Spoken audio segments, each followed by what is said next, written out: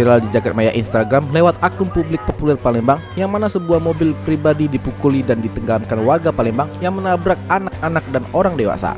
Belakangan diketahui peristiwa tersebut terjadi di Jalan Ali Garmir, Lorong Kesawah, Kecamatan Ilir Timur 2, Palembang, Minggu 13 Maret 2002, pukul 7 waktu Indonesia Barat, yang menyebabkan 2 orang luka-luka dan dilarikan ke rumah sakit.